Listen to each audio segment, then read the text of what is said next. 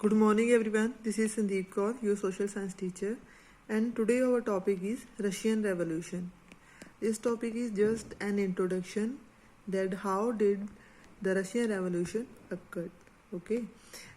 In the first para there is just brief introduction, and in the next they told about the situations through which it was being possible to restructure the society and government. Okay, so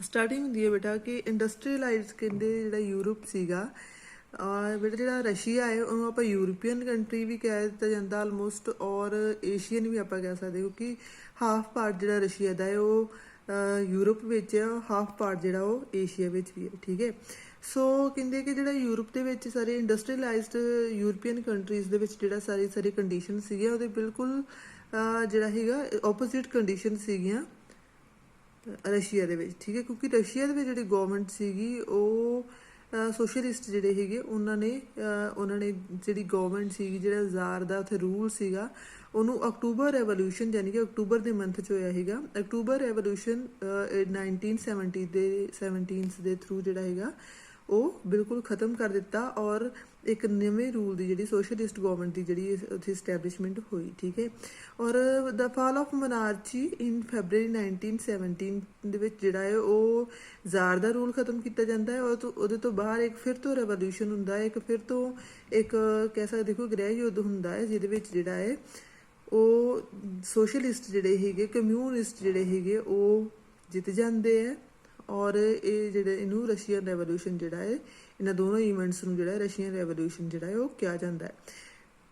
February ਵਿੱਚ ਜਿਹੜਾ ਹੈ ਉਹ ਰਾਜਾ ਦਾ ਰਾਜ ਖਤਮ ਕੀਤਾ ਜਾਂਦਾ ਹੈ, ਔਰ ਰਾਜਾ ਦਾ ਰਾਜ ਖਤਮ ਹੋਣ ਤੋਂ ਬਾਅਦ ਮੋਨਾਰਚੀਅਲ ਰੂਲ ਖਤਮ ਹੋਣ ਤੋਂ ਬਾਅਦ ਜਿਹੜਾ ਹੈ ਅਕਤੂਬਰ ਦੇ ਵਿੱਚ ਜਿਹੜਾ ਹੈ ਉਹ ਸੋਸ਼ਲਿਸਟ ਗਵਰਨਮੈਂਟ ਜਾਂ ਕਹਿ ਸਕਦੇ ਹੋ ਕਿ ਕਮਿਊਨਿਸਟ ਜਿਹੜੀ ਗਵਰਨਮੈਂਟ ਹੀ ਐਸਟੈਬਲਿਸ਼ ਕੀਤੀ ਜਾਂਦੀ ਹੈ। ਠੀਕ ਹੈ, ਬਟ ਇਹ ਸਭ ਕੁਛ ਕਿਵੇਂ ਹੋਇਆ? ਠੀਕ ਹੈ, ਕਿ ਜਿਹੜੇ ਸੋਸ਼ਲ ਔਰ ਪੋਲੀਟੀਕਲ ਕੰਡੀਸ਼ਨ ਸੀਗੀਆਂ ਜਿਨ੍ਹਾਂ ਦਾ ਕਰਕੇ ਇਹ ਰੈਵੋਲੂਸ਼ਨ ਹੋਇਆ। ਠੀਕ ਹੈ, ਇਹਨਾਂ ਸਭ ਦੇ ਆਨਸਰਸ ਆਪਾਂ ਨੂੰ ਨੀਚੇ ਮਿਲਣਗੇ।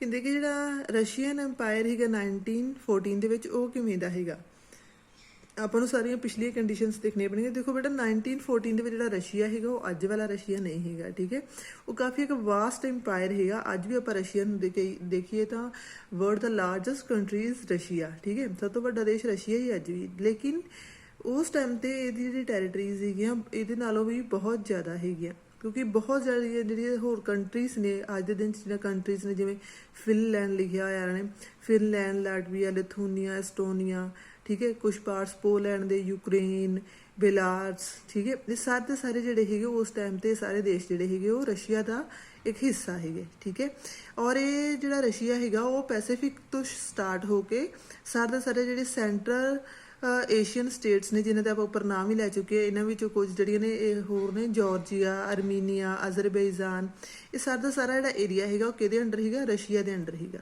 ਠੀਕ ਹੈ, ਮੈਜੋਰਿਟੀ ਆਫ ਜਿਹੜੇ ਪੀਪਲ ਸੀਗੇ ਰਸ਼ੀਆ ਦੇ ਵਿੱਚ ਉਹ ਕੌਣ ਸੀਗੇ? ਉਹ ਰਸ਼ੀਅਨ ਆਰਥੋਡਾਕਸ ਕ੍ਰਿਸਚੈਨਿਟੀ ਨੂੰ ਮੰਨਣ ਵਾਲੇ ਹੈਗੇ।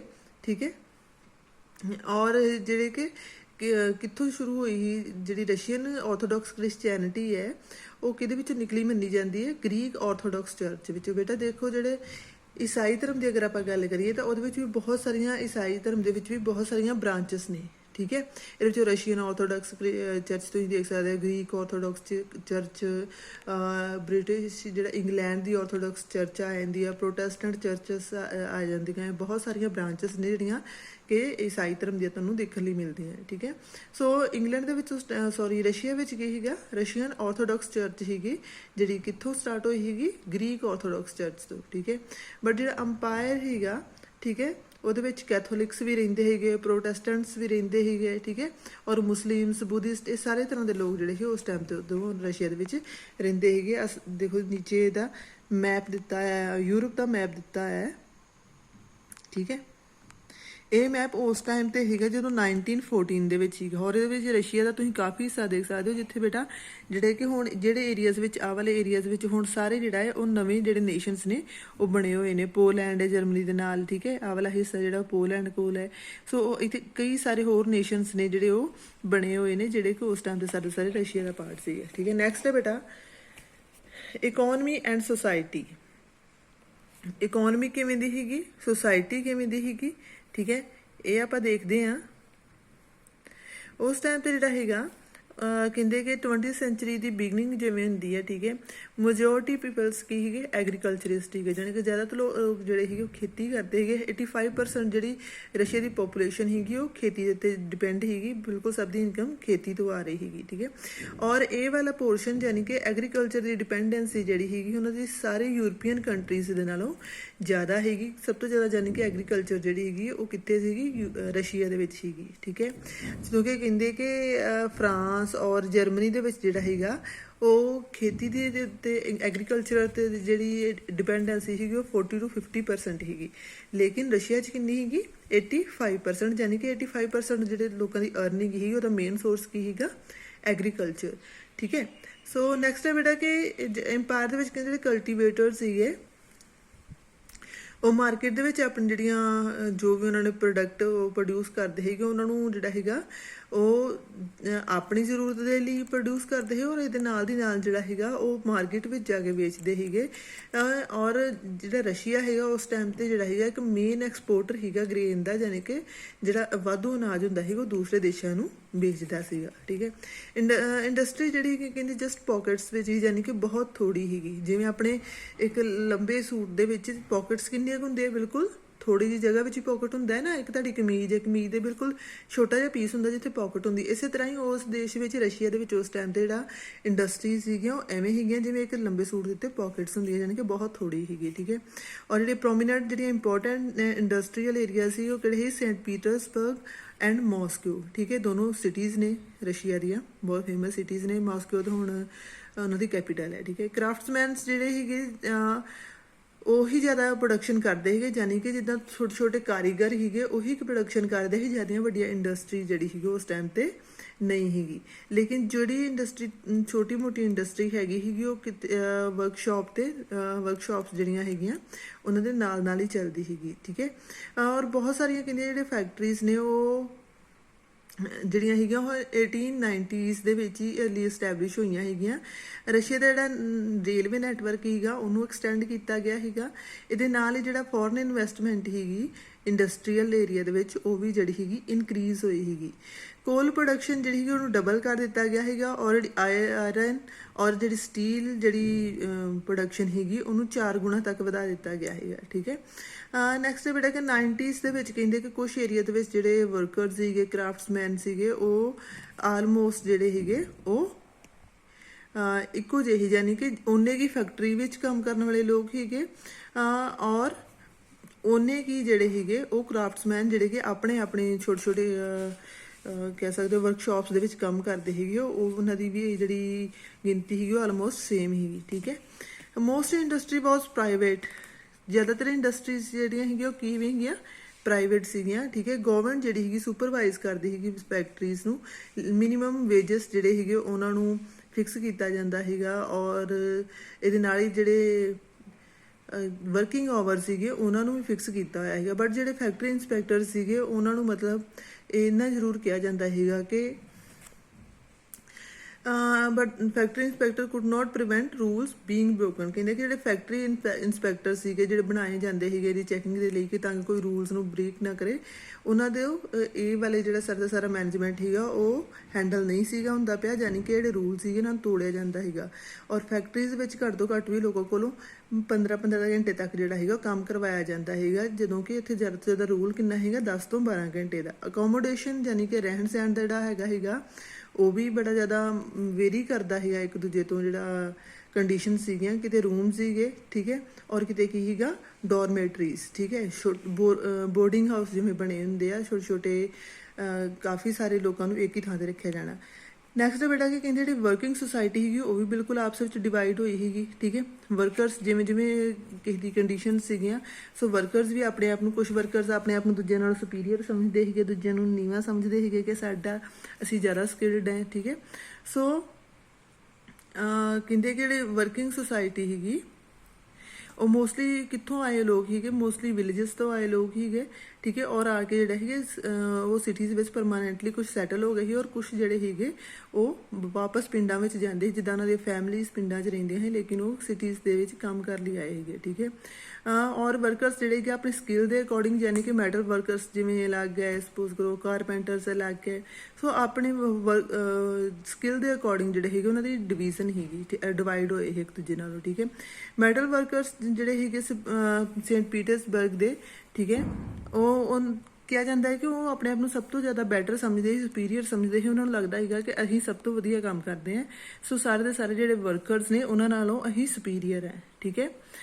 ਨੈਕਸਟ ਹੈ ਬੇਟਾ ਕਿ ਉਹਨਾਂ ਦੀ ਜਿਹੜਾ ਕਿਉਂ ਆਪਣੇ ਆਪ ਨੂੰ ਸੁਪੀਰੀਅਰ ਸਮਝਦੇ ਸੀਗੇ, ਕਿਉਂਕਿ ਉਹਨਾਂ ਨੂੰ ਲੱਗਦਾ ਹੈਗਾ ਕਿ ਉਹਨਾਂ ਦਾ ਜਿਹੜਾ ਵਰਕ ਹੈ, ਉਹਨਾਂ ਦੀ ਜਿਹੜੀ ਸਕਿੱਲ ਹੈ, ਉਹਨੂੰ ਸਿੱਖਣ ਦੇ ਲਈ, ਉਹਨੂੰ ਕਰਨ ਦੇ ਲਈ ਜ਼ਿਆਦਾ ਟ੍ਰੇਨਿੰਗ ਦੀ ਲੋੜ ਹੈ, ਜ਼ਿਆਦਾ ਜਿਹੜੀ ਪਾਵਰ ਦੀ ਲੋੜ ਹੈ। ਸੋ ਉਹਨਾਂ ਦੀ ਜਿਹੜੀ ਸਕਿੱਲ ਹੈ, ਉਹਨਾਂ ਦੀ ਜਿਹੜਾ ਕੰਮ ਹੈ, ਉਹ ਜ਼ਿਆਦਾ ਜਿਹੜਾ ਡਿਮਾਂਡ 'ਚ ਹੈ, ਔਰ ਉਹਨਾਂ ਦੀ ਟ੍ਰੇਨਿੰਗ ਜ਼ਿਆਦਾ ਔਖੀ ਹੈ। ਸੋ ਆਪਣੇ ਆਪ ਨੂੰ ਇਸ ਲਈ ਸੁਪੀਰੀਅਰ ਸਮਝਦੇ ਹੈਗੇ ਬਾਕੀਆਂ ਨਾਲੋਂ, ਠੀਕ ਹੈ। 31% ਜਿਹੜੀਆਂ ਫੈਕਟਰੀਜ਼ ਵਿੱਚ ਕੰਮ ਕਰਨ ਵਾਲੇ ਲੋਕ ਸੀਗੇ ਉਹਨਾਂ ਵਿੱਚੋਂ ਵੂਮਨ ਸੀਗੀਆਂ, ਠੀਕ ਹੈ। ਔਰ ਲੇਕਿਨ ਜਿਹੜੀ ਵੂਮਨ ਸੀਗੀਆਂ ਉਹਨਾਂ ਨੂੰ ਜਾਂ ਤਾਂ ਹਾਫ ਪੇ ਕੀਤਾ ਜਾਂਦਾ ਹੈਗਾ ਜਾਂ ਤੀਸਰਾ ਹਿੱਸਾ ਪੇ ਕੀਤਾ ਜਾਂਦਾ ਸੀ। ਜਿੰਨਾ ਇੱਕ ਮੇਲ ਪਰਸਨ ਨੂੰ ਪੇ ਕੀਤਾ ਜਾ ਰਿਹਾ ਉਹਦਾ ਹਾਫ, ਔਰ ਜਿਹੜਾ 1/3 ਪੇ ਕੀਤਾ ਜਾਂਦਾ ਹੈ। ਇਹ ਕਹਿ ਕੇ ਕਿ ਉਹ ਉਹਨਾਂ ਕੰਮ ਨਹੀਂ ਕਰ ਪਾਉਂਦੇ ਜਿੰਨਾ ਇੱਕ ਮੇਲ ਪਰਸਨ ਕਰ ਪਾਉਂਦਾ ਹੈ, ਠੀਕ ਹੈ।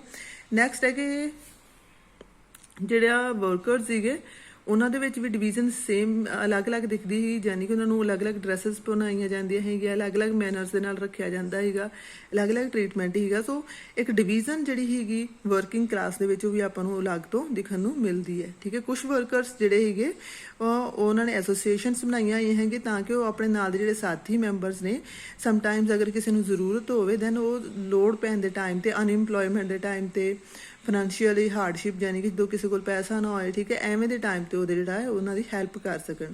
ਇਹਨਾਂ ਸਭ ਦੇ ਬਾਵਜੂਦ ਵੀ ਜਿਹੜਾ ਹੈਗਾ ਹਾਲਾਂਕਿ ਡਿਵੀਜ਼ਨ ਹੈਗੀ, ਜਿਹੜੇ ਵਰਕਰ ਸੀਗੇ ਉਹਨਾਂ ਦੇ ਵਿੱਚ, ਕਰਾਫਟਮੈਨ ਸੀਗੇ ਉਹਨਾਂ ਦੇ ਵਿੱਚ ਇੱਕ ਤਰ੍ਹਾਂ ਦੀ ਡਿਵੀਜ਼ਨ ਹੈਗੀ, ਲੇਕਿਨ ਫਿਰ ਵੀ ਉਹ ਜਦੋਂ ਕਈ ਤਰ੍ਹਾਂ ਦੀ ਸਟ੍ਰਾਈਕ ਕਰਦੇ ਸੀਗੇ, ਹੜਤਾਲ ਹੁੰਦੀ ਸੀਗੀ, ਦੈਨ ਉਹ ਇਕੱਠੇ ਹੋ ਕੇ ਕਰਦੇ ਸੀਗੇ, ਠੀਕ ਹੈ।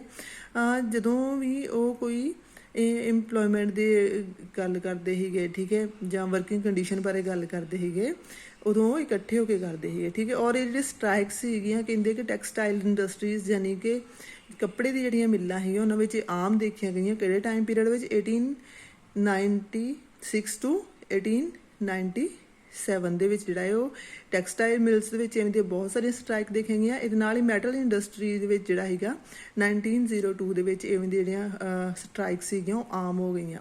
ਇਹਦੇ ਨਾਲ ਹੀ ਜਿਹੜੇ ਪੀਜ਼ੈਂਟ ਸੀਗੇ ਯਾਨੀ ਕਿਸਾਨ ਸੀਗੇ, ਠੀਕ ਹੈ, ਉਹ ਵੀ ਬੇਟਾ ਜਿਹੜਾ ਸੀਗੇ ਮੋਸਟਲੀ ਉਹ ਆਪਣੇ ਖੇਤਾਂ ਵਿੱਚ ਕੰਮ ਕਰਦੇ ਸੀਗੇ, ਠੀਕ ਹੈ। ਪਰ ਉਹ ਜਿਹੜੀ ਆਰਥੋਡਾਕਸ ਕਰਾਊਨ ਸੀਗਾ ਯਾਨੀ ਕਿ ਜਿਹੜਾ ਰਾਜਾ ਸੀਗਾ ਜਾਂ ਆਰਥੋਡਾਕਸ ਚਰਚ ਸੀਗੀ, ਜ਼ਿਆਦਾਤਰ ਖੇਤ ਜਿਹੜੇ ਹੁੰਦੇ ਸੀਗੇ ਉਹ ਰਾਜਾ ਦੇ ਹੁੰਦੇ ਸੀਗੇ ਜਾਂ ਜਿਹੜੀ ਚਰਚ ਸੀਗੇ ਉਹਦੇ ਹੁੰਦੇ ਸੀਗੇ। ਜਿਹੜੇ ਪੀਜ਼ੈਂਟ ਸੀਗੇ, ਜਿਹੜੇ ਕਿਸਾਨ ਸੀਗੇ, ਉਹ ਜਸਟ ਉਹਨਾਂ 'ਤੇ ਕੰਮ ਕਰਦੇ ਸੀਗੇ ਐਜ਼ ਅ ਲੇਬਰਰ, ਔਰ ਉਹਨਾਂ ਨੂੰ ਕਾਫੀ ਹਾਈਵੀ ਜਿਹੜਾ ਟੈਕਸ ਸੀਗਾ ਪੇ ਕਰਨਾ ਪੈਂਦਾ ਹੈਗਾ, ਠੀਕ ਹੈ। ਔਰ ਇਹਦੇ ਨਾਲ like workers peasant too are divided, ਜਿਹੜੇ ਪੀਜ਼ੈਂਟ ਸੀਗੇ ਉਹ ਵੀ ਵਰਕਰਸ ਦੀ ਤਰ੍ਹਾਂ ਉਹਨਾਂ ਨੂੰ ਵੀ ਇੱਕ ਡਿਵਾਈਡ ਸੀਗੇ ਇੱਕ ਦੂਜੇ ਨਾਲੋਂ, ਠੀਕ ਹੈ। ਕਹਿੰਦੇ ਕਾਫੀ ਜ਼ਿਆਦਾ ਉਹ ਡੀਪਲੀ ਰਿਲੀਜੀਅਸ ਸੀਗੇ, ਬਟ ਜਿਹੜਾ ਹੈਗਾ ਕੁਝ ਕੇਸਿਸ ਵਿੱਚ ਆਪਾਂ ਕਹਿ ਸਕਦੇ ਹਾਂ ਕਿ ਉਹਨਾਂ ਦੇ ਕੋਲ ਜਿਹੜੇ ਨੋਬਿਲਿਟੀ ਕਲਾਸ ਕਿਹਨੂੰ ਕਹਿੰਦੇ, ਰੂਲਿੰਗ ਕਲਾਸ, ਰਾਜਾ, ਉਹਦੇ ਮੰਤਰੀ, ਉਹ ਸਾਰੇ, ਠੀਕ ਹੈ। ਰੂਲਿੰਗ ਕਲਾਸ ਦੇ ਲਈ ਉਹਨਾਂ ਦੇ ਕੋਲ ਕੋਈ ਵੀ ਕਿਸੇ ਤਰ੍ਹਾਂ ਦੀ ਰਿਸਪੈਕਟ ਨਹੀਂ ਹੈਗੀ, ਠੀਕ ਹੈ। ਨੋਬਲਸ ਜਿਹੜੇ ਹੈਗੇ ਉਹਨਾਂ ਦੀ ਪਾਵਰ ਕਿੱਥੋਂ ਆਉਂਦੀ ਸੀ, ਰਾਜਾ ਨੂੰ ਸਰਵਿਸਿਜ਼ ਦਿੰਦੇ ਸੀਗੇ, ਰਾਜਾ ਕੋਲੋਂ ਉਹਨਾਂ ਨੂੰ ਪਾਵਰ ਮਿਲਦੀ ਸੀਗੀ, ਠੀਕ ਹੈ। ਆਪਣੇ ਸਰਵਿਸਿਜ਼ ਜਿਹੜੀਆਂ ਰਾਜਾ ਨੂੰ ਦਿੰਦੇ ਸੀਗੇ, ਉਹਨਾਂ ਨੂੰ ਆਮ ਲੋਕਾਂ ਕੋਲੋਂ ਪੋਪੂਲੈਰਿਟੀ ਦਾ ਕੋਈ ਮਤਲਬ ਨਹੀਂ ਸੀਗਾ ਕਿ ਉਹ ਆਮ ਲੋਕਾਂ ਦਾ ਵੀ ਭਲਾ ਕਰਨ ਜਾਂ ਵੈਲਫੇਅਰ ਕਰਨ ਤੇ ਲੋਕਾਂ ਕੋਲ ਕੁਝ ਮਿਲੇਗਾ, ਉਹਨੂੰ ਸਿਰਫ ਰਾਜੇ ਨਾਲ ਮਤਲਬ ਸੀਗਾ। ਹਾਲਾਂਕਿ ਅਗਰ ਆਪਾਂ ਫਰਾਂਸ 'ਚ ਦੇਖਦੇ ਹਾਂ ਤੇ ਫਰਾਂਸ ਰੈਵੋਲੂਸ਼ਨ ਦੇ ਵਿੱਚ ਜਿਹੜਾ ਹੈ ਉਹ ਬ੍ਰਿਟੇਨੀ ਨਾਂ ਦਾ ਇੱਕ ਜਿਹੜਾ ਏਰੀਆ ਹੈਗਾ ਉੱਥੇ ਪੀਜ਼ੈਂਟਸ ਯਾਨੀ ਕਿ ਜਿਹੜੇ ਕਿਸਾਨ ਸੀਗੇ ਉਹ ਆਪਣੇ ਨੋਬਲ ਦੇ ਲਈ, ਆਪਣੇ ਯਾਨੀ ਕਿ ਮਾਲਕ ਦੇ ਲਈ, ਜ਼ਿਮੀਂਦਾਰ ਦੇ ਲਈ ਲੜਦੇ ਆ ਕਿ ਉਹਦਾ ਜਿਹੜਾ ਖੇਤ ਵਾ ਉਹਨਾਂ ਨੂੰ ਨਾ ਖੋਇਆ ਜਾਵੇ। ਬਟ ਰਸ਼ੀਆ ਦੇ ਵਿੱਚ ਅਗਰ ਦੇਖਦੇ ਆ, ਰਸ਼ੀਆ ਦੇ ਵਿੱਚ ਐਵੇਂ ਕੁਝ ਨਹੀਂ ਮਿਲਦਾ ਆਪਾਂ ਨੂੰ, ਠੀਕ ਹੈ। ਰਸ਼ੀਆ ਦੇ ਵਿੱਚ ਜੋ ਵੀ ਹੈ ਉਹ ਮਤਲਬ ਜਿਹੜੇ ਕਿਸਾਨ ਆ ਉਹ ਚਾਹੁੰਦੇ ਆ ਕਿ ਜਿਹੜਾ ਜ਼ਿਮੀਂਦਾਰ ਹੈ ਉਹਦਾ ਰਾਜ ਖਤਮ ਕਰਕੇ ਸਾਨੂੰ ਸਾਡੇ ਜਿਹੜੇ ਖੇਤ ਆ ਉਹ ਦੇ ਦਿੱਤੇ ਜਾਣ। ਸੋ ਰਸ਼ੀਆ ਔਰ ਫਰਾਂਸ ਦੋਨੋਂ ਦੀਆਂ ਕੰਡੀਸ਼ਨਸ ਬਿਲਕੁਲ ਜਿਹੜੀਆਂ ਨੇ ਉਹ ਕੀ ਨੇ, ਆਪੋਜ਼ਿਟ ਨੇ। ਹੌਲੀ ਹੌਲੀ ਜਿਹੜਾ ਹੈ ਉਹ ਕੀ ਕਰਨਾ ਸ਼ੁਰੂ ਕਰ ਦਿੰਦੇ ਆ ਕਿ ਜਿਹੜਾ ਰੈਂਟ ਪੇ ਕਰਨਾ, ਜਾਨੀ ਕਿਉਂਕਿ ਲੈਂਡ ਏਰੀਆ ਤਾਂ ਸਾਰਾ ਨੋਬਿਲਿਟੀ ਦਾ ਔਰ ਚਰਚ ਦਾ ਹੈਗਾ, ਬਟ ਹੌਲੀ ਹੌਲੀ ਜਿਹੜੇ ਪੀਜ਼ੈਂਟਸ ਨੇ, ਕਿਸਾਨ ਨੇ, ਉਹ ਪੇ ਕਰਨਾ ਬੰਦ ਕਰ ਦਿੰਦੇ ਆ, ਜਾਣੀ ਕਿ ਜਿਹੜਾ ਟੈਕਸ ਪੇ ਕਰਨਾ ਜਾਂ ਹਾਂ ਜਿਹੜੇ ਪੈਸੇ ਉਹ ਦਿੰਦੇ ਹੋਣਗੇ ਲੈਂਡ ਓਨਰਸ ਨੂੰ, ਪੇ ਕਰਨਾ ਬੰਦ ਕਰ ਦਿੰਦੇ ਆ, ਠੀਕ ਹੈ। ਔਰ 1902 ਦੇ ਵਿੱਚ ਜਿਹੜਾ ਹੈ ਉਹ ਲਾਰਜ ਸਕੇਲ ਦੇ ਉੱਤੇ ਕੀ ਹੁੰਦਾ ਹੈ ਕਿ ਉਹ ਮਰਡਰ ਕਰਨਾ ਸ਼ੁਰੂ ਕਰ ਦਿੰਦੇ ਆ ਲੈਂਡਲੋਰਡਸ ਦਾ, ਵੱਡੇ ਲੋਕਾਂ ਦੇ ਜਿਹੜੇ ਲੈਂਡਲੋਰਡ ਸੀਗੇ ਉਹਨਾਂ ਦਾ ਮਰਡਰ ਕਰਨਾ ਸ਼ੁਰੂ ਕਰ ਦਿੰਦੇ ਆ। ਔਰ 1905 ਤੱਕ ਜਿਹੜਾ ਹੈ ਇਹ ਜਿਹੜੇ ਕੰਡੀਸ਼ਨਸ ਨੇ ਵਰਸ ਹੋ ਜਾਂਦੀਆਂ ਔਰ ਇਹੋ ਜਿਹੇ ਇਨਸੀਡੈਂਟਸ ਜਿਹੜੇ ਆ ਉਹ ਜਗ੍ਹਾ ਜਗ੍ਹਾ ਹੋਣ ਲੱਗਦੇ ਆ, ਠੀਕ ਹੈ। ਔਰ ਰਸ਼ੀਅਨ ਜਿਹੜੇ ਪੀਜ਼ੈਂਟ ਸੀਗੇ ਉਹ ਯੂਰਪੀਅਨ ਪੀਜ਼ੈਂਟਸ ਨਾਲੋਂ ਬਾਕੀਆਂ ਨਾਲੋਂ ਹੋਰ ਵੀ ਕਈ ਤਰੀਕੇ ਦੇ ਨਾਲ ਅਲੱਗ ਸੀਗੇ। ਉਹ ਕੀ ਕਰਦੇ ਸੀਗੇ, ਇਕੱਠੇ ਹੋ ਕੇ ਔਰ ਆਪਣੀ ਜਿਹੜੀ ਲੈਂਡ ਸੀਗੇ ਉਹਨਾਂ ਨੂੰ ਇਕੱਠੇ ਕਰ ਲੈਂਦੇ ਸੀਗੇ ਔਰ ਇਕੱਠੇ ਹੋ ਕੇ ਜੋ ਵੀ ਉੱਥੋਂ ਕਮਾਉਂਦੇ ਸੀਗੇ ਉਹ ਆਪਣੇ ਫੈਮਲੀਜ਼ ਦੇ ਵਿੱਚ ਜਿਹੜਾ ਸੀਗਾ ਜਿੰਨੀ ਵੱਡੀ ਕਿਸੇ ਦੀ ਫੈਮਿਲੀ ਹੁੰਦੀ, ਜਿੰਨੀ ਕਿਸੇ ਦੀ ਜ਼ਰੂਰਤ ਸੀਗੀ ਉਹਦੇ ਅਕੋਰਡਿੰਗ ਉਹਨੂੰ ਡਿਵਾਈਡ ਕਰ ਲੈਂਦੇ ਸੀਗੇ, ਠੀਕ ਹੈ। Thank you.